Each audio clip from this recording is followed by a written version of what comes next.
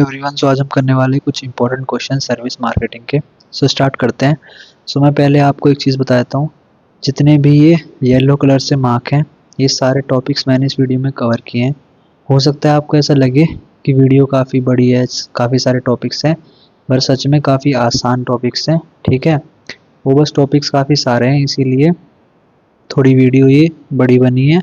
और ये जो ब्लू कलर में मार्क किए हैं, ये सारे वो टॉपिक्स हैं, और जो मार्क भी नहीं करे हैं, जो येलो कलर से मार्क नहीं है, ये टॉपिक्स मैंने कवर नहीं किए हैं। ब्लू कलर में जो मार्क हैं ये आप कर सकते हो, आसान थे, इसीलिए मैंने ये इंक्लूड नहीं करे, वीडियो और बड़ी हो जाती। ठीक है, सो सिलेबस काफ़ी बड़ा है, इसीलिए इतने सारे टॉपिक्स कवर करने पड़ रहे हैं। क्यों आपको आधा अधूरा पढ़ा के, ठीक है, समझा के पेपर में भेजना, इससे अच्छा सारे टॉपिक्स आसान हैं, इनको फटाफट हम डिस्कस करते हैं वीडियो में और अच्छे से हो जाएगी आपकी तैयारी। सो स्टार्ट करते हैं। सो स्टार्ट करने से पहले एक चीज़ और, चैनल को सब्सक्राइब कर देना। ठीक है, 1000-2000 लोग देख लेते हैं, और सब्सक्राइबर कितने पड़े हैं, 600 के आसपास पड़े हैं, 600-700 के आसपास। ठीक है, तो कर देना जल्दी से, 1000 करवा दो जल्दी से। सो स्टार्ट करते हैं वीडियो को। Definition of service marketing. So, services marketing refers to marketing of intangible activities or benefits. जैसे कि आपने देखा होगा एड्स आते हैं कि एसी सर्विस होती है अच्छी, हमारी कंपनी अच्छी एसी सर्विस प्रोवाइड करवाती है। सो वो इंटेंजिबल एक्टिविटीज़ की मार्केटिंग करने को हम सर्विसेज मार्केटिंग बोलते हैं। ठीक है, जब कोई एसी की सर्विस करने आता है, आपको दिख रहा होता है एसी की सर्विस करता है वो, ये सब, पर आप उस सर्विस को छू नहीं सकते। लेकिन जब वो सर्विस करके चला जाएगा आपके एसी की, आपका एसी का फ़िल्टर सब कुछ क्लीन कर देगा, साफ़ सफाई कर देगा, आपके एसी में से जो पहले आवाज़ आ रही थी वो भी आना बंद हो जाएगी अजीब सी। सो जब वो एसी सब कुछ ठीक करके चला जाएगा, सो उसके बाद क्या होगा, आपको अच्छी एसी की हवा मिलेगी। सो वो फील होगा कि हाँ भाई अच्छी सर्विस हुई है। सो वो एक फीलिंग है, सर्विस एक फीलिंग है, इसको आप छू नहीं सकते। ये एक इंटेंजिबल एक्टिविटी कह लो या कुछ भी कह लो इसको। ठीक है, it focuses on satisfying customer needs through service, not physical good. ठीक है, कोई फिजिकल गुड नहीं होती, बस इसको आप फील कर सकते हो। आप अपनी कार लेके गए, उसकी अच्छी सर्विस हुई, आपने देखा कि भाई सर्विस के बाद कितनी अच्छी चल रही है। सो वो एक फीलिंग है कि हाँ भाई अच्छी चल रही है। सो ये होती है सर्विसेज मार्केटिंग, ऐसी चीज़ों की मार्केटिंग करना जिनको आप छू नहीं सकते, ये सब। ठीक है, it involve managing customer experience and relationship. ठीक है, quality of service depends on people, process and performance. कि जो लोग सर्विस प्रोवाइड करवा रहे हैं उन पे डिपेंड करता है कैसा प्रोसेस है, कैसी परफॉर्मेंस है, इन सब पे। Example banking, education, health care, transport, insurance. आपने अपना कोई सामान यहाँ से किसी दूसरे देश में भिजवाया, ठीक है, जिसके थ्रू वो गया, उन्होंने वो पार्सल तोड़ दिया रास्ते में, आप क्या बोलोगे, बहुत ही बेकार सर्विस है। लेकिन वहीं कोई और अच्छे से पैक करके सब कुछ करके उसको लेके गया, सो आप क्या बोलोगे, अच्छी सर्विस दी है। सो ये क्या है, सर्विस मार्केटिंग। ठीक है, उसके बाद आता है कैरेक्टरिस्टिक्स ऑफ सर्विस। पहला, इंटेंजिबल, आप इसको टच नहीं कर सकते। ठीक है, ये इंटेंजिबल होती है, आप इसको छू नहीं सकते। जैसे कि टीचिंग को ये आपको पढ़ा रहा है, जैसे मैं पढ़ा रहा हूँ, ये आप सुन पा रहे हो, समझ पा रहे हो, आप टच कुछ नहीं कर पा रहे हो, सर्विस। ठीक है, सो ये भी एक सर्विस ही है। सो नेक्स्ट है inseparability. Service production and consumption happen together. So service का जो प्रोडक्शन होता है, जैसे कि मैं आपको अभी पढ़ा रहा हूँ, आपको समझा रहा हूँ, सो मैं अभी के अभी पढ़ा रहा हूँ और आप अभी के अभी समझ रहे हो। ठीक है, आप इसको स्टोर नहीं कर सकते। पेरिशेबिलिटी, सर्विस जो होती है, service can not be store, empty hotel room is lost. ठीक है, सो सर्विस जो होती है आप इसको स्टोर करके नहीं रख सकते। जो आपको अच्छी सर्विस दिख गया कि भाई मैं इसको स्टोर करके रख लूँगा, आगे काम आ जाएगी, कुछ ऐसा नहीं हो सकता। सर्विस की कोई ओनरशिप भी नहीं होती, ये सब। नेक्स्ट है क्लासिफिकेशन ऑफ सर्विसेज। सो अलग अलग टाइप की सर्विस होती हैं। पर्सनल सर्विस, जैसे कि सैलून में आप जाते हो, आपके बार्बर के पास जाते हो, वो आपके बाल काटता है। ठीक है, सो ये एक पर्सनल सर्विस है, वो ठीक है, वो 4-5 लोगों को एक साथ नहीं करता, पहले आपके करेगा फिर किसी और के। सो पर्सनल सर्विस हो गई। बिजनेस सर्विस हो गई, जो कंसल्टिंग, ऑडिटिंग, ये सब होती है। प्रोफेशनल सर्विस, आप किसी लॉयर के पास गए, सीए के पास गए। कमर्शियल सर्विस, बैंक्स, होटल, ये सब। Social service, education, health care. Public utility service, government की जो द्वारा प्रोवाइड करी जाती है, जैसे कि रेलवे, पोस्ट, ये सब। सो ओवरऑल सर्विस समझ में आ गया होगा, कैरेक्टरिस्टिक्स, क्लासिफिकेशन और डेफिनेशन। ठीक है, अब करते हैं आगे। नेक्स्ट है difference between product marketing and service marketing. देखो, प्रोडक्ट मार्केटिंग में समझ में आ रहा होगा, टेंजिबल प्रोडक्ट का होता है, जैसे कि आपका वॉशिंग मशीन, फ्रिज, टीवी, ये सब। इंटेंजिबल में सर्विस, जैसे कि हम एसी की सर्विस प्रोवाइड करवाते हैं, कार सर्विस, ठीक है, रूम सर्विस, डॉक्टर की कंसल्टिंग, सैलून, ये सारी सर्विस होती हैं। प्रोडक्ट जो होता है आप उसको स्टोर कर सकते हो, आप वॉशिंग मशीन को स्टोर कर रख सकते हो। सर्विस मार्केटिंग में इसको आप स्टोर करके नहीं रख सकते, ओनरशिप इसमें ट्रांसफ़र हो जाती है प्रोडक्ट मार्केटिंग में, लेकिन सर्विस मार्केटिंग में नहीं होती। ठीक है। प्रोडक्शन सेपरेट फ्रॉम कंजप्शन, मतलब कि जो, जैसे कि आपकी वॉशिंग मशीन है, वो आपकी कंपनी में बन गई और उसके बाद आपके पास आ गई, कंज्यूम हो गई। लेकिन सर्विस मार्केटिंग में ऐसा नहीं होता। मैंने बताया, मैं आपको भी पढ़ा रहा हूँ, अभी के अभी पढ़ाया जा रहा हूँ और आप अभी के अभी समझे जा रहे हो ये सब। सो ये इम्पोर्टेंट है, difference between product marketing and service marketing, और अच्छे से कर लेना, ईजी है। सो 7 पीस ऑफ सर्विस मार्केटिंग कौन कौन से होते हैं? प्रोडक्ट होता है, प्राइस होता है। प्रोडक्ट क्या होता है? आपका जो सर्विस आप देते हो अपने कस्टमर्स को।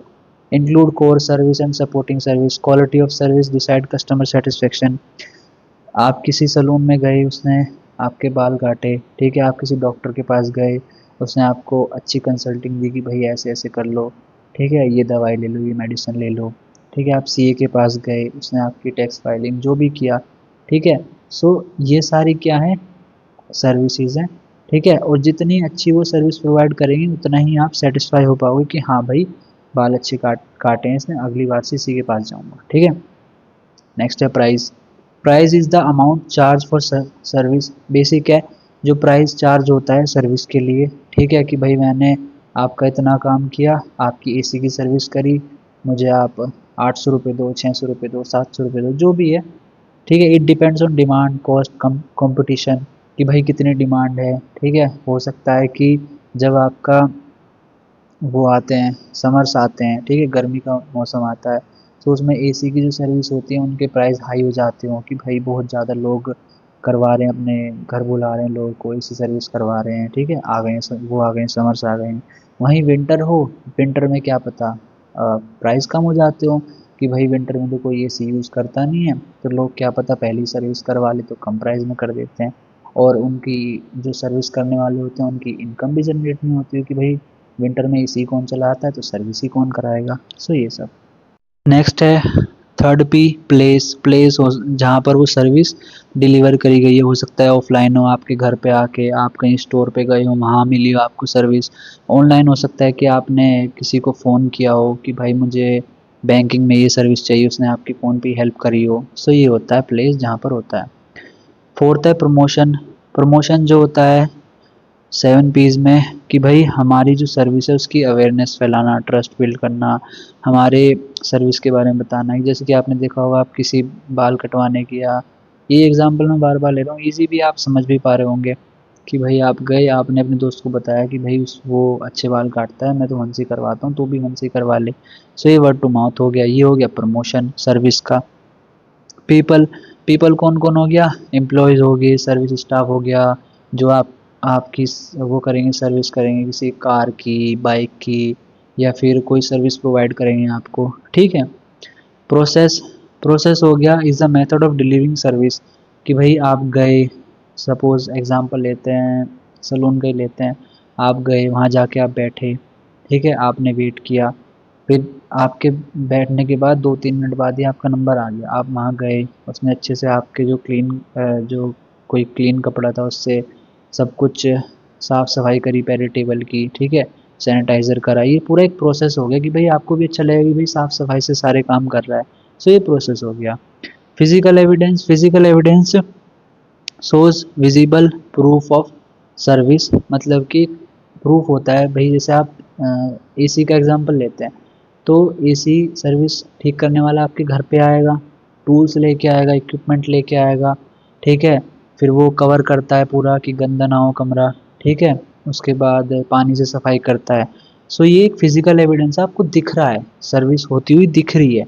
सो ये क्या है? Physical evidence. सो ये 7th पी है किसका? सर्विस मार्केटिंग का, ठीक है। सो उसके बाद लेआउट हो गया जैसे कि, ठीक है, सैलून में गए थे आप, वहाँ अच्छे से आपको लेआउट मिल गया पूरा, अच्छे से चेयर बिछा रखे हैं, वहाँ पर टेबल रखी हुई हैं और सारा सामान रखा हुआ है अच्छे से, ठीक है। सो ये क्या हो गया, एक फिजिकल एविडेंस हो गया। सो अब करते हैं आगे, upcoming concept in service marketing, कि भाई आने वाले टाइम में कैसे कैसे कॉन्सेप्ट सर्विस मार्केटिंग में आ सकते हैं। छोटे पॉइंट लिए हैं कुछ, growth of digital and online service, हो सकता है कि डिजिटल और ऑनलाइन सर्विस ही ज़्यादा हो जाएं, ठीक है, कि मतलब बहुत सारी सर्विस हैं जो ऑफलाइन ही होगी पर ज़्यादातर ऑनलाइन ही हो जाए, सारे काम आप फ़ोन पे बैठे बैठे सारे काम कर पा रहे हो, ठीक है। एआई का यूज़ होगा, ऑटोमेशन का यूज़ होगा, ये सारे अपकमिंग कॉन्सेप्ट्स हैं जो सर्विस मार्केटिंग में आने वाले हैं और आएंगे। पर्सनलाइज सर्विस यूजिंग डेटा, ठीक है, मतलब आपका डेटा यूज़ करके वो आपको सर्विस देंगे कि भाई पिछली बार ये कस्टमर हमारे कैफ़े पे आया था, इसने ये चीज़ ऑर्डर करी थी, ये वो बार बार ऑर्डर करता है, ये इसको बहुत पसंद है, तो हम जाएंगे, जब ये आएगा हमारी दुकान पे, शॉप पे आएगा, तो हम इसको कुछ अच्छी सी ट्रीट देंगे या कुछ इसकी जो जो भी इसकी मनपसंद कॉफ़ी है, जो भी चीज़ है उसको अच्छे से डेकोरेट करके दे देंगे, तो ये खुश हो जाएगा। सो पर्सनलाइज सर्विस मिलेगी उसको, सेल्फ सर्विस टेक्नोलॉजी हो जाएंगी ये, ठीक है, आप खुद को सर्विस दे पाओगे टेक्नोलॉजी यूज़ करके। ग्रीन एंड सस्टेनेबल सर्विस, मतलब कि ऐसे प्रोडक्ट का यूज़ होंगे जो इन्वायरमेंटल फ्रेंडली होंगे, ठीक है, ये सब। डिफ़िकल्टीज़ एंड चैलेंजेस जो सर्विस मार्केटिंग में आते हैं, इंटेंजिबल, ठीक है, ये आप इसको छू नहीं सकते। सो इसका इवैल्यूएशन करना बहुत मुश्किल होता है कि भाई कितना अच्छा लगा, कस्टमर कितना खुश है, कितना परसेंट खुश है, ठीक है, क्या सेटिस्फेक्शन लेवल है, ये सब।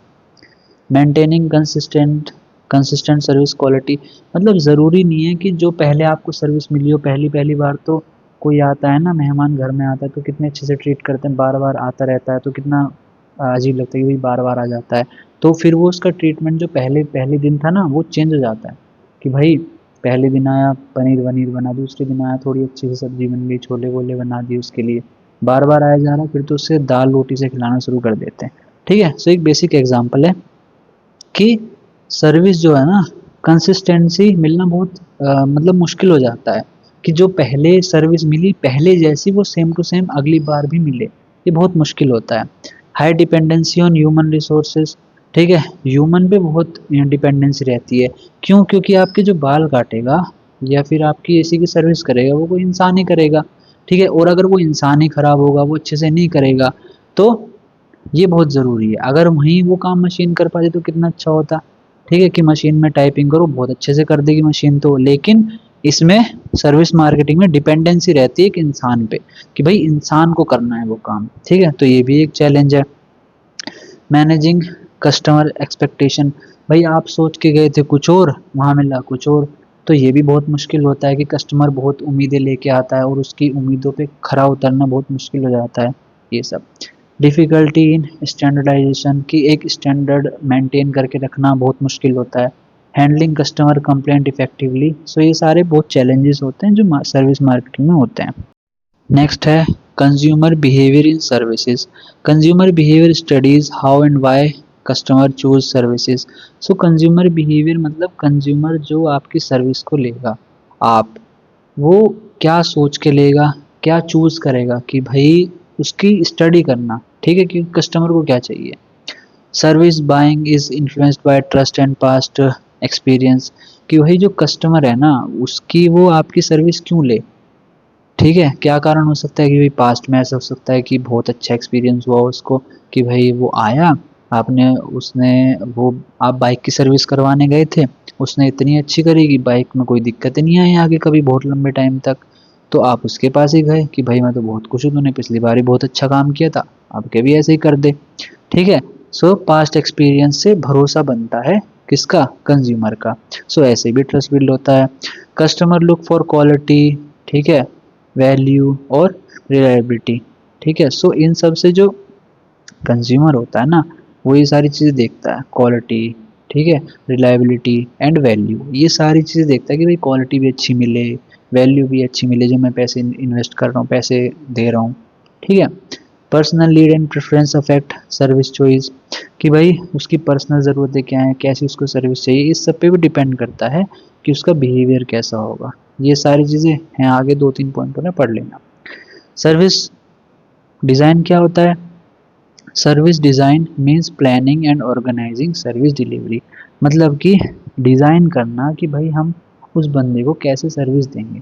ठीक है, सपोज आप किसी एक होटल में गए, होटल वालों ने कुछ डिज़ाइन नहीं करा, ठीक है, कि भाई कोई आएगा, क्या होगा, कैसे होगा, कुछ डिज़ाइन नहीं करा, आराम से बैठे हुए हैं। आप आ गए, गाड़ी से उतरे, गए, बातचीत करी, भाई मेरा रूम कहाँ है, उन्होंने बता दिया ऊपर चले जाओ वहाँ पर। वहीं अगर उस होटल ने डिज़ाइन करा सर्विस, तो वो क्या करेगा, वो अपने स्टाफ को बताया कि भाई जब कोई कस्टमर आए जिसने होटल बुक किया है 5 स्टार, जाना, माला पहनाना, ठीक है, उससे बातचीत करना, उसको ग्रीटिंग्स देना, कोई चॉकलेट टॉफ़ी देना, फिर उसको दिखाना रिसेप्शन कहाँ है, फिर रिसेप्शन से एक बंदा उसके साथ जाना, उसके रूम तक उसको छोड़ के आना, सारी चीज़ें बताना। सो इन ये सब पूरा क्या हो गया, सर्विस डिज़ाइन, कि भाई उसको कैसे लेके आना है, कैसे जाना है, कैसे सर्विस डिलीवर करी जाएगी, क्या क्या चीज़ें आएंगी, ठीक है, क्या क्या प्रोसेस होगा, कितनी मतलब कितना अच्छा प्रोसेस करा जा सकता है सर्विस में, ये सब। ठीक है, जैसे आप लेते हैं एग्जांपल एक और ले लेते हैं, सैलून का ले लेते हैं, आप गए, ठीक है, सैलून वाले ने कहा भाई जो आएगा उसको अच्छे से यहाँ बिठाना, ठीक है, और ज़्यादा टाइम मत लेना, फटाफट उसको यहाँ बिठा के करवाना, उससे पूछना अच्छे से कि भाई क्या क्या कैसे बाल कटवाने हैं उसको, ये सब। सो ये क्या हो गया, सर्विस डिज़ाइन हो गया। नेक्स्ट है सेगमेंटेशन, टारगेटिंग, ठीक है, ये इम्पोर्टेंट है, इनको कर लेना अच्छे से। Segmentation means dividing the market into groups, मतलब कि आपके जो कस्टमर्स हैं ना, उसको ग्रुप्स में डिवाइड कर देना। जैसे कि एक होटल है, एक होटल है, मान लो सपोज एबीसी होटल है, ठीक है, या फिनटिप्स होटल है, ठीक है। सो इनके पास 4 ब्रांचेज है, एक 3 स्टार होटल है, एक 4 स्टार होटल है, एक 5 स्टार होटल है, ठीक है। और इनका जो वेबसाइट है ना, उस पर हज़ारों लोग आते हैं देखने के लिए, होटल बुक करने के लिए। सो ये क्या करेंगे एबीसी होटल, कि भाई इन सबको डिवाइड कर देंगे, ठीक है, कि भाई कौन कस्टमर 3 स्टार वाले होटल ज़्यादा देख रहा है, कौन 4 स्टार वाले देख रहा है, कौन 5 स्टार वाले देख रहा है, उन सबको डिवाइड करके एक तरफ रख देंगे। उसके बाद क्या करेंगे, जो 3 स्टार वाले देख रहा है उसको 3 स्टार वालों की ज़्यादा एड्स भेजेंगे, उसको बार बार उसके पॉपअप नोटिफिकेशन भेजेंगे, ताकि वो उसको क्लिक कर ले। तो सेगमेंटेशन में हम सेगमेंट करते हैं कस्टमर को, कि भाई वो क्या देख रहे हैं, ठीक है, उनकी एज के अकॉर्डिंग, कितना इनकम कमाते हैं उसके अकॉर्डिंग, किस जगह पे रहते हैं उसके अकॉर्डिंग, ठीक है, उनका बिहेवियर कैसा है, और क्या उनकी एज है, क्या उनकी चॉइस है, इन सब के बेस पे हम कस्टमर को डिवाइड करते हैं, ठीक है, ताकि हमें आसानी हो जाती है कि भाई 5 स्टार होटल होटल को जो लोग देख रहे हैं वो 50 ही हैं जो हमारी वेबसाइट पे आ रहे हैं, तो हम उन 50 को ही टारगेट करेंगे, क्यों बेमतलब में दूसरों को टारगेट करेंगे, टाइम वेस्ट करना और पैसा वेस्ट करना। सो उनको ही टारगेट करेंगे, उन्हीं को ही अपने होटल में लेके आएंगे, ये होता है सेगमेंटेशन।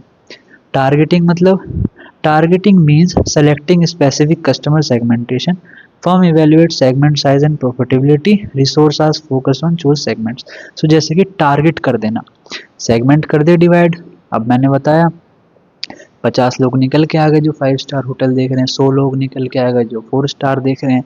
सो उन सबको टारगेट कर लिया, ठीक है, मतलब सेगमेंट कर लिया। अब उनको टारगेट करेंगे कि भाई इन्हीं बंदों पे रिसोर्स लगाने हैं, ठीक है। अब मान लो जैसे कि 5 स्टार वाले हैं, 5 स्टार वाले सिर्फ 5-4 लोग देख रहे हैं, तो उन पे इतना फोकस नहीं करेंगे, सेगमेंट तो कर देंगे कि भाई 5 लोग 5 स्टार देख रहे हैं, 100 लोग 4 स्टार देख रहे हैं होटल। सो ये फोकस किस पे करेंगे, 4 स्टार वाले पे, क्यों, एक तो लोग भी ज़्यादा हैं, ज़्यादा लोग देख रहे हैं, अगर ज़्यादा कन्वर्ट कर पाएंगे तो ज़्यादा अर्निंग्स होगी। सो कंपनी जो होती है वो टारगेट उस ग्रुप को करती है जहाँ उन्हें पैसा ज़्यादा दिखता है, रिसोर्सेज कम लगते हैं, मेहनत कम लगती है, और चांसेस भी ज़्यादा होते हैं कि भाई पैसा अच्छा जनरेट हो सकता है।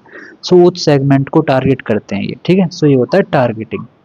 जैसे कि premium banks targeting high income customers, तो जो प्रीमियम बैंक्स है वो ऐसे बंदों को टारगेट नहीं करेंगे जिनकी इनकम 30,000 रुपये 40,000 रुपये, वो ऐसे को टारगेट करेंगे जो महीने के 7-7 8-8 10-10 लाख रुपए कमा रहे हैं, जो साल के 10-10 20-20 करोड़ रुपए कमा रहे हैं, उनको टारगेट करेंगे ताकि उनके बैंक में पैसा डिपॉजिट हो, जो भी है, ठीक है। सो ये होता है टारगेटिंग। सो सेगमेंटेशन भी हो गया, टारगेटिंग भी हो गया, अब आता है पोजीशनिंग, मतलब कि उस जो कस्टमर को अब टारगेट किया ना, उसको अब उसके माइंड में पोजीशन करना कि भाई जो तू होटल बुक कर रहा है ना, वो प्राइस, जो प्राइस तूने चूज़ किया है, जो क्वालिटी तूने चूज़ की है, वो ऐसी ही मिलेगी, एकदम बेस्ट मिलेगी। मतलब positioning means creating a clear image in customer mind. ठीक है, जब टारगेट कर लेते हैं ना, जब कस्टमर चूज़ कर ले, जब एक एरिया चूज़ कर लेते हैं, सो उनको ऐसा ऐसा पोजीशन करा जाता है चीज़ों को कि भाई जो तुम एक्सपीरियंस लेना चाहते हो, जो तुम प्राइस पे कर रहे हो, उसके अकॉर्डिंग तुम्हें ये चीज़ एकदम बेस्ट मिल रही है, इसको आप यूज़ कर सकते हो। ठीक है, कॉम्पिटिटिव एडवांटेज भी मिलता है इससे। Luxury hotel position on premium services, मतलब कि जो लग्जरी होटल होता है ना, 5 स्टार होटल होते हैं, ताज होटल होता है, ये सारे जो भी इनके कस्टमर्स होते हैं ना, उनके माइंड में एक ऐसी इमेज बना देते हैं कि भाई आप अगर यहाँ आओगे ना तो आपको प्रीमियम सर्विस ही मिलेगी, उसके अलावा कुछ नहीं मिलेगा, प्रीमियम सर्विस मिलेगी, प्रीमियम होटल मिलेंगे। ये ऐसे माइंड में बिठा देते हैं कि उनके माइंड में पोजीशन करना कि आप यहाँ आओगे तो लग्जरी आपको सर्विस दी जाएगी। ठीक है, सो पोजीशनिंग ये होता है, बेसिक है कि कस्टमर के माइंड में क्लियर इमेज सेट कर देना उस सर्विस के बारे में। ठीक है, नेक्स्ट आता है differentiation.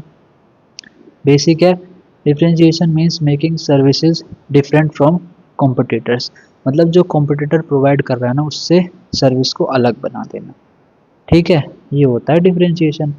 Skilled labour, skilled employees and add value, मतलब कि जो दूसरी कंपनी है, ए कंपनी, उसके पास इतने स्किल्ड एम्प्लॉयज़ नहीं, लेकिन जो बी कंपनी है उसके पास बहुत अच्छे स्किल्ड एम्प्लॉय हैं, तो वो अच्छी सर्विस दे पाएंगे, इसलिए डिफरेंशिएशन क्रिएट कर देगा।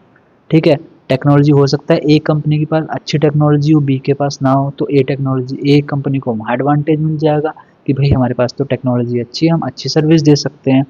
सो डिफरेंशिएशन मीन्स कॉम्पिटिटर जो है आपका उस फील्ड में, उससे अच्छी सर्विस प्रोवाइड करने की कोशिश करना, उससे डिफरेंट सर्विस प्रोवाइड करने की कोशिश करना कि जो वो प्रोवाइड कर रहा है उससे अलग ही और अच्छा प्रोवाइड करो ताकि आपको बेनिफिट मिले उस इंडस्ट्री में। ठीक है, नेक्स्ट है behaviour in services. So behaviour क्या होता है? Behaviour means how customer and employee act during service delivery, मतलब कि जब कोई आपके घर पे एसी ठीक करने आया, सो आपने और जो ठीक करने आया उसने कैसे आपस में एक्ट किया। ठीक है, बिहेवियर क्या रहा उस सर्विस के दौरान। Customer behaviour affect service quality and satisfaction, अगर कस्टमर का बिहेवियर अच्छा है, वो समझ पा रहा है, चीज़ें अपनी एक्सप्लेन कर पा रहा है, तो वो उसको सेटिस्फेक्शन भी उसी हिसाब से मिलेगा। ठीक है, आप जाके दुकान पे बैठ गए सैलून के, आपने अच्छे से बताया नहीं कि भाई ऐसे ऐसे कर दे, उसने अपने हिसाब से कर दिए, और आप घर आए फिर बोलोगे कि भाई अच्छे बाल नहीं काटे, तो आप अगली बार नहीं जाओगे। तो भाई इसमें गलती आपकी है ना, आपने उसे अच्छे से क्यों नहीं बताया।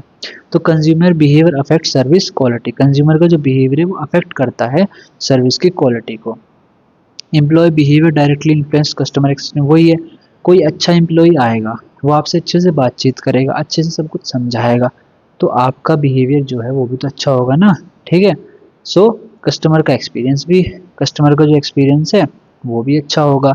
लेकिन वहीं कोई आया एम्प्लॉय बात करने के लिए, वो बदतमीज से बात कर रहा है, बहुत रूडली बात कर रहा है, ठीक है, सो आपका बिहेवियर उसके अकॉर्डिंग भी अच्छा नहीं होगा कि भाई तू ऐसे बात क्यों कर रहा है, और आपका एक्सपीरियंस भी अच्छा नहीं होगा। ठीक है, so polite and helpful staff create positive impression, वही। उसके बाद आता है customer expectation of services. Expectation are what customers think a service should provide, मतलब कि एक्सपेक्टेशन क्या होती है, आप जाओगे, ठीक है, आपने पैसे पे किए एक अच्छे होटल के, तो आप जाके सोचोगे कि भाई एक अच्छा होटल हो, साफ़ सफाई हो, ठीक है, कोई गंदगी ना हो, मुझे टाइम पे खाना मिल जाए, टाइम पे रूम सर्विस मिल जाए, रूम क्लीन हो जाए। सो ये सारी आप एक्सपेक्टेशन लेके जाओगे। ठीक है, they are based on past experience, अगर आप उस होटल में पहले जा चुके हो और आपको बहुत अच्छा एक्सपीरियंस मिला है, तो आपकी एक्सपेक्टेशन और अच्छी होगी कि भाई इस बार भी जाऊंगा, इस बार भी वैसे ही मिलेगी मुझे सर्विस। ठीक है, advertising and promises raise expectation, advertising हो रही है आपके सामने, होटल के बारे में चीज़ें आ रही हैं कि भाई ऐसा होटल है, ऐसे ऐसे रूम है, यहाँ पर अच्छे अच्छे रूम है, तो आपकी एक्सपेक्टेशन और बढ़ जाती है कि भाई वो होटल बहुत अच्छा है, मेरी एक्सपेक्टेशन बहुत हाई है कि मैंने इतना प्राइस पे किया है तो मुझे सर्विस भी अच्छी मिलेगी। सो ये होता है, जैसे कि हॉस्पिटल का एग्जांपल लेते हैं कि हॉस्पिटल में जो पेशेंट है expect quick and safe treatment, कि भाई उसका अच्छे से और सेफ ट्रीटमेंट हो जाए। ठीक है, और एक हो रहा है कि भाई आप अच्छा अगर हाई प्राइस पे करोगे, आप किसी होटल में एक रात के रुकने के 20,000 दे रहे हो, 10,000 दे रहे हो, 25,000 दे रहे हो, तो आप एक्सपेक्ट भी करोगे कि भाई मुझे अच्छी सर्विस मिले, जो मैं चाहता हूँ वो मुझे मिल जाए सर्विस में। वो मुझे रूम क्लीनिंग चाहिए, मुझे खाना टाइम पे चाहिए, अच्छा खाना चाहिए, कोई गंदगी नहीं चाहिए, साफ़ सफाई चाहिए, हर चीज़। सो ये होती है एक्सपेक्टेशन जो कस्टमर्स की होती हैं सर्विस, ठीक है। सो ये कस्टमर परसेप्शन ऑफ सर्विस वो ये perception is how customer feel about the service received, कि भाई कस्टमर को कैसा फील होता है जब वो सर्विस को कर लेता है रिसीव, वो ये पहले वाला, ठीक है। सेम वैसा ही है, poor service leads to negative perception, कि भाई एक अगर आप गए किसी होटल में, वहाँ गंदगी मिली, आपने पैसे अच्छे पे किए, गंदगी मिली, तो आपकी जो परसेप्शन है वो उस होटल के बारे में ख़राब हो जाएगी, वही बेकार है, मैं नहीं जाने वाला आगे से। सो ये होता है, ठीक है। अच्छा बिहेवियर होगा एम्प्लॉयज़ का तो आपकी परसेप्शन अच्छी होगी, पॉजिटिव होगी। इसको अच्छे से पढ़ लेना। नेक्स्ट है न्यू सर्विस डेवलपमेंट प्रोसेस। सो कोई जो न्यू सर्विस आप देने वाले हो उसका प्रोसेस क्या होता है। आइडिया जनरेशन की भाई सर्विस क्या होगी, ठीक है। आइडिया स्क्रीनिंग कि भाई कुछ फालतू के कुछ आइडियाज़ होंगे ये करेंगे, उन सबको आप हटा दोगे। कॉन्सेप्ट डेवलपमेंट, कॉन्सेप्ट को डेवलप करोगे, ठीक है, कि सर्विस आइडिया क्या होगा, कैसे दी जाएगी सर्विस, कैसे कैसे सब कुछ जो भी है। उसके बाद मार्केट एनालिसिस की उस सर्विस के बारे में बाहर कितनी डिमांड है, सही में लोग उसको उस सर्विस को चाहते हैं नहीं चाहते, या बेमतलब में हम फालतू ही टाइम वेस्ट कर रहे हैं, वही मार्केट एनालिसिस हो जाएगा। सर्विस डिज़ाइन, वही प्रोसेस, डिलीवरी सिस्टम प्लान, ये सब, ठीक है। टेस्टिंग हो जाएगा कि भाई उसको टेस्ट करके देख लेंगे कि मान लो कोई होटल है तो होटल वाले क्या बोलेंगे कि भाई 3-4 एम्प्लॉय एक काम करो, बाहर होटल से आओ और 3-4 जो एम्प्लॉयज़ हैं वो उन पे एक्सपेरिमेंट करके देखें कि भाई हाँ आप आओगे हम कैसे ग्रीट करेंगे, कैसे बातचीत करेंगे। जैसे होता है हर जगह, कॉलेजेस में भी होता है कि भाई कोई बड़ा आदमी आता है तो जो बच्चे होते हैं वो कर लें प्रैक्टिस कि भाई हम ऐसे बात करेंगे, ऐसे जाके खड़े होंगे, यहाँ बैठेंगे, ये सब, ठीक है। So commercialisation services launch in the market, उसको कमर्शलाइज कर देते हैं और review and improvement, time to time review होता रहता है और इम्प्रूवमेंट होता रहता है, बस। नेक्स्ट है service standards. So service standards क्या होते हैं कि कुछ ऐसे स्टैंडर्ड सेट कर देना कि भाई ऐसी सर्विस देंगे। जैसे कि आप किसी होटल में गए, ठीक है, वहाँ पर होटल वालों ने स्टैंडर्ड सेट कर रखे कि भाई जो भी चीज़ मिलेगी एकदम प्रीमियम और उसकी क्वालिटी के हिसाब से मिलेगी, कि ये बंदे ने 5,000 रुपये दिए यहाँ पर एक रात रुकने के, तो हम ऐसा देंगे। आप गए, आपने देखा रूम एकदम क्लीन पड़ा है, आपने देखा कि अच्छी मैट्रेस बिछ रखी है, ठीक है, आपने देखा कि बाथरूम में सोप अच्छा रखा हुआ है, अच्छे ब्रांड का रखा हुआ है, ठीक है, और सारी चीज़ें रखी हुई हैं, ठीक है, खाना आपका मील सब कुछ रखा हुआ है, ठीक है। सो ये क्या है, service standard. Standard guide employ performance, they help in maintaining consistency, मतलब स्टैंडर्ड सेट करके रखते हैं, एक लेवल सेट करके रखते हैं कि भाई वो बंदा आएगा ना उसे ये सब मिलना चाहिए, बस। तो उससे क्या होता है, कंसिस्टेंसी बन रहती है कि वो अगली बार भी आएगा ना तो यही मिलना चाहिए उसे, कि ऐसे आएगा वो यहाँ, ऐसे यहाँ से यहाँ जाएगा, इस बंदे के साथ जाएगा, ये ऐसे बातचीत करेगा। सो ये स्टैंडर्ड सेट कर देते हैं कि ऐसे। Standards can be time based और क्वालिटी बेस्ड, कि भाई इतने टाइम के अंदर ये उसे मिल जाना चाहिए, ये सब अचीव हो जाना चाहिए। सो ये स्टैंडर्ड सेट करे जाते हैं सर्विस में, ठीक है। Role of employee in service delivery, वही बेसिक सा है भाई, एम्प्लॉय अच्छे होंगे, समझदार होंगे, अच्छे से बात करेंगे तो सर्विस भी अच्छी डिलीवरी होगी, अच्छे से ट्रेन होंगे, जो वो ट्रेनिंग जैसे सलून का है, एसी का है, अच्छे से आता होगा काम करना तो भाई अच्छी सर्विस देंगे। अच्छे से बातचीत करेंगे, फ्रेंडली एटीट्यूड होगा तो वो भरोसा भी दिलाएंगे, ट्रस्ट बिल्ड होगा, उनका बिहेवियर जैसा होगा, ठीक है, वो कंपनी की इमेज भी इम्प्रूव करेंगे। सो ये होता है एम्प्लॉय का रोल सर्विस डिलीवरी, ठीक है। आप ये देख पा रहे होंगे कि ये जो टॉपिक्स है ना ये काफ़ी इजी, छोटे और इजी हैं समझने लायक, मतलब आप देखोगे ना वहाँ ये लिखा रहा है तुरंत आप आंसर दे दोगे। सो नेक्स्ट है role of customer in service delivery, वही एकदम सेम टू सेम। यहाँ वहाँ पर एम्प्लॉयज़ थे, यहाँ पर कस्टमर हो गए, कि भाई कस्टमर जाएगा जब अच्छे से अपनी प्रॉब्लम कि भाई उसे ये चाहिए, ये सर्विस चाहिए, उसे ऐसे या बाल कटवाने हैं, उसे ऐसे एसी साफ़ करवाना है, पूरा एसी फ़िल्टर जो भी साफ़ करवाना है, बाइक ये प्रॉब्लम आ रही है, ये सारी प्रॉब्लम्स अपनी बताएगा तभी तो सर्विस अच्छी मिलेगी, ठीक है। अच्छा बिहेवियर रखेगा, अच्छे से जाके स्टाफ से बात करेगा, अच्छे से सबको समझाएगा, ठीक है, जो भी प्रोसेस होगा उसमें इन्वॉल्व होगा बार बार, ठीक है, जो भी चीज़ें होंगी। सो ये सारी क्या होगा, ये सर्विस डिलीवरी अच्छे से हो पाएगी। भाई जो एम्प्लॉय है उसको सब कुछ पता होगा कि भाई कस्टमर को क्या चाहिए, वो उसी हिसाब से सारे काम करेगा। सो ये होता है। जो एक्टिव कस्टमर्स होते हैं ना वो सर्विस को इन्हेंस कर देते हैं, जो हर चीज़ बता के चलते हैं कि भाई ये रूम गंदा है इसको साफ करो, ठीक है। सो वो आएंगे रूम साफ करने वाले, वो साफ करके चले जाएंगे, वो खुश कि भाई चलो सही है रूम तो साफ हो गया। सो कस्टमर ने बताया तभी तो साफ हुआ, वरना नहीं बताया होता तो कस्टमर माइंड में क्या सोचता रहता कि भाई बहुत बेकार है ये सब। तो कस्टमर को भी इन्वॉल्व होना पड़ता है अगर सर्विस क्वालिटी अच्छी चाहिए तो। बिना बताए किसी को किसको कैसे समझ आ रहा है भाई, कोई माइंड रीड थोड़ा ना कर सकता है। उसके बाद आता है quality in service marketing. Service quality means meeting customer expectation. वो ये है कि कस्टमर की एक्सपेक्टेशन को मीट करना, ठीक है। ये जो सर्विस क्वालिटी होती है वो डिपेंड करती है पीपल पे, प्रोसेस पे, परफॉर्मेंस पे, एम्प्लॉयज़ पे डिपेंड करती है कितने वो ट्रेंड हैं। High quality builds brand image. High service quality होगी तो ब्रांड की इमेज भी अच्छी हो जाएगी। कंसिस्टेंसी एक बहुत बड़ा चैलेंज होता है, अगर ये भी हो जाए कि भाई जैसा वो पहली बार उसको सर्विस मिली वैसी ही इस बार मिल रही है तो और अच्छी बात है। सो ये सारी क्वालिटी इन सर्विस मार्केटिंग ये होती है, इसको पढ़ लेना, इजी पॉइंट्स है, समझ में आ रहे होंगे देखते ही। तो सर्विस प्रोसेस क्या होता है, वही service process shows steps involve in providing service. वो स्टेप्स जो सर्विस प्रोवाइड करते टाइम आते हैं वो होता है service process. It start from customer entry की कस्टमर एंटर हुआ टू सर्विस कंप्लीशन कि वो कस्टमर आया और सर्विस कंप्लीट होने तक के बीच में जो प्रोसेस आता है वो होता है सर्विस प्रोसेस, ठीक है। Reduce help in smooth and efficient service delivery. एक प्रोसेस होता है ना तो उससे क्या होता है स्मूथ और एफिशिएंट सर्विस डिलीवरी हो पाती है, कन्फ्यूजन भी खत्म हो जाती है, डिले भी खत्म हो जाता है, एरर्स भी कम हो जाते हैं, ठीक है। जैसे कि बैंक के अंदर आप गए, आपने टोकन लिया कि ठीक है, उसके बाद आपने वेट करा, फिर टेलर सर्विस पे गए, फिर एग्जिट हो गए, भाई जो भी आपकी सर्विस थी वो जो भी आपकी प्रॉब्लम थी वो सॉल्व हो गई, फिर आप उसके बाद आप अपनी प्रॉब्लम को सॉल्व करवा के चले गए। सो ये प्रोसेस होता है। आप हॉस्पिटल में गए, बैठे, आपने पेपर पे जो भी होती है वहाँ जो पर्ची बनवाते हैं डॉक्टर की वो करवाई, फिर आपने वेट किया, फिर आप गए अंदर, ठीक है, डॉक्टर से बात करी, फिर बाहर आए, चेकअप करवाए, ये सारा एक प्रोसेस है। सो ये सर्विस का प्रोसेस है, ये होता है। Service blue printing visual map of service. वही blue print is a diagram of service process shows customer action and employ action की एक एक्शन क्या क्या एक्शन होंगे, जैसे कि एग्जांपल में ऑर्डरिंग, कुकिंग, सर्विंग। आप एक रेस्टोरेंट में गए, बैठे, आपने सामान को आपने फूड को ऑर्डर किया, वो गया वहाँ उसने खाना बनवाया, तो उसने आपको सर्व किया आके। सो ये क्या है, एक ब्लूप्रिंट है कि भाई यही होगा।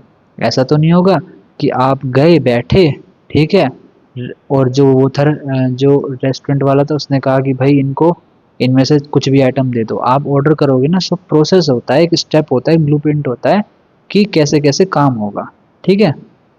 सो ये होता है सर्विस ब्लूप्रिंटिंग। नेक्स्ट है फिजिकल एविडेंस। जैसे कि physical evidence is the environment where service is delivered. वो ये जो पहले बताया, जहाँ पर सर्विस आपको डिलीवर हो रही है, वो आपका घर हो सकता है, वो आपकी बिल्डिंग हो सकती है, फर्नीचर हो सकता है, इक्विपमेंट हो सकता है, ठीक है। स्टाफ का ड्रेस और अपीयरेंस तक एक फिजिकल एविडेंस हो सकता है। आप किसी के पास गए, डॉक्टर के पास गए, डॉक्टर ऐसे नॉर्मल अपने बीच वाले जो क्लॉथ्स होते हैं, ठीक है, शॉर्ट्स में बैठा हुआ है आराम से और वो चेक कर रहा है, ये एक फिजिकल एविडेंस नहीं, लेकिन वो डॉक्टर के ड्रेस में बैठा हुआ है, ठीक है। सो ये क्या है, एक फिजिकल उसकी अपीयरेंस है, एविडेंस है, ठीक है। ये भी एक उसका क्या है, एविडेंस है कि हाँ भाई डॉक्टर ही इलाज कर रहा है, ठीक है। सो फिजिकल एविडेंस क्या होता है, फर्स्ट इंप्रेशन क्रिएट करता है। आप जाते हो, ठीक है, सैलून में जाते हो, वहाँ पर आप जाके बैठते हो, वो फिजिकल हो रहा है ना, सब कुछ फिजिकल एविडेंस है कि हाँ भाई मैं बैठा हूँ, सैलून में हूँ, ये सब। कोई आपके घर पे एसी की सर्विस करने आया, आप देख रहे हो कि भाई हाँ भाई वो आया है, कोई बंदा इक्विपमेंट लेके आया, साथ में उसने कपड़े पहन रखे हैं अपनी कंपनी के। सो एक फिजिकल एविडेंस होता है सर्विस का। प्राइसिंग ऑफ सर्विस, वही pricing is more difficult than goods pricing. Service की प्राइसिंग को थोड़ी डिफिकल्ट होती है, क्यों, गुड्स जो होते हैं उसमें तो रॉ मटेरियल लगा होता है कि भाई इतने का ये पार्ट आया, इतने का स्टील लगा, इतने का लोहा लगा, ठीक है, इतने के सारे सामान लगे, इसकी ये कॉस्ट आई, तो हम इस प्रोडक्ट को इतने में बेचेंगे। सर्विस का कैसे कर सकते हो आप, सर्विस की प्राइसिंग करना डिफिकल्ट होता है। Service can not be store और रीसोल्ड। सर्विस को आप स्टोर करके रख सकते हो, दोबारा बेच नहीं सकते। Price affect customer perception. Price जो होता है वो कस्टमर्स की परसेप्शन को अफेक्ट करता है। ज़्यादा प्राइस रखोगे तो कस्टमर्स को भाई ज़्यादा अच्छी सर्विस चाहिए, ठीक है। Depends on quality, demand and competition. Pricing जो होती है ना सर्विस की, वो डिपेंड करती है कि भाई क्वालिटी पे डिपेंड करती है, बाहर मार्केट में उसकी डिमांड कितनी है, कंपटीशन कितना है। अगर ज़्यादा कंपटीशन है तो प्राइसिंग जनरली कम होगी, लेकिन कम कंपटीशन है, 2-3 लोग ही सर्विस को प्रोवाइड करवा पाते हैं, वो बहुत ज़रूरी है, ठीक है। सो उससे क्या होगा, प्राइस भी ज़्यादा हाई होगा, ठीक है। इसमें प्राइसिंग में क्या आ सकता है, फीस आ सकती है, चार्जेस आ सकते हैं, कमीशन आ सकता है, ठीक है। प्राइस में vary time to time, time to time पे भी वेरी करता है। जैसे कि देखा होगा कि जो ऑटो वाले ये होते हैं ना, ये रात के टाइम पे ज़्यादा प्राइजेस चार्ज करते हैं, ऐसा टाइम टू टाइम पे भी वो वेरी करता है सर्विस का प्राइस क्या होगा, ठीक है। नेक्स्ट है pricing. Pricing consideration of services. Factors affecting pricing, मतलब कौन कौन से फैक्टर हैं जो प्राइसिंग, जो सर्विस की प्राइस है उसको अफेक्ट करते हैं, कि प्राइस तय करने में क्या प्राइस रखना चाहिए, क्या क्या फैक्टर आते हैं। पहला, कॉस्ट ऑफ प्रोवाइडिंग सर्विस, कि भाई उस सर्विस को प्रोवाइड करने में कितना खर्चा आया। वो बंदा बैठ के दूर से ऑटो में आया उसने अपना, या फिर बाइक पे आया उसने अपना, उसका टाइम वेस्ट हुआ, वो इक्विपमेंट लेके आया, इन सब का खर्चा आया, ये सब ये हो गया। डिमांड ऑफ द सर्विस, भाई डिमांड जितनी ज़्यादा होगी उतनी ही वो प्राइस हाई रखने की कोशिश करेंगे ना, और जितनी कम होगी उतने प्राइस कम रखेंगे। कंपटीशन प्राइजेस, भाई दूसरे दूसरे जो कॉम्पिटिटर हैं उन्होंने क्या प्राइस रख रखा है अपनी सर्विस का, उस पर भी फैक्टर अफेक्ट करता है कि भाई हम क्या रखें, ठीक है। कस्टमर एबिलिटी टू पे, कस्टमर की कितनी एबिलिटी है पे करने की। ऐसा तो नहीं है कि जो सर्विस 50 रुपये में होनी चाहिए आप उसके लिए 1,000 मांग रहे हो, ठीक है। जैसे कि बाहर के जो देश होते हैं, यूएसए ये सब होते हैं, यहाँ पर ना छोटी छोटी सर्विसेज के बहुत हाई चार्जेस होते हैं, उसी वहाँ की इनकम भी उसी हिसाब से होती है, ठीक है। टाइम एंड लोकेशन, कोई प्लम्बर भी आता है वो भी एक बार की $100-200 ले जाता है, ठीक है। यहाँ के 16-16 हज़ार रुपये होते हैं, और अब तो ज़्यादा ही होते हैं, ठीक है। Service quality, time and location, time और लोकेशन पे भी डिपेंड करता है। गवर्नमेंट के कैसे रूल्स हैं सर्विसेज को प्राइसिंग को लेके, ये सब। उसके बाद आता है pricing strategy of service. Method use to fix price, कौन कौन से मेथड यूज़ करे जाते हैं। कॉस्ट बेस, कि भाई जितना खर्चा आया प्लस हमारा प्रॉफिट, वो हो गया प्राइस। डिमांड बेस्ड, कि भाई डिमांड कितनी है। वही कंपटीशन बेस्ड, कि भाई दूसरों ने कैसे प्राइस रख रखे हैं। Differential pricing, different price for different customer, अलग अलग कस्टमर के लिए अलग अलग price. Premium pricing, discount pricing, bundle pricing, penetration pricing, low price रखते हैं ताकि कस्टमर ज़्यादा अट्रैक्ट हों। सो ये सारी क्या होती हैं, methods used to fix price, कि सर्विस का प्राइस फिक्स करने के लिए ये मेथड यूज़ करे जा सकते हैं, आप इसको लिख सकते हो, ठीक है। तो नेक्स्ट है evaluating success of service offering. भाई जो आपने सर्विस दी वो उसने कितना अच्छा परफॉर्म किया उसको चेक करना, ठीक है।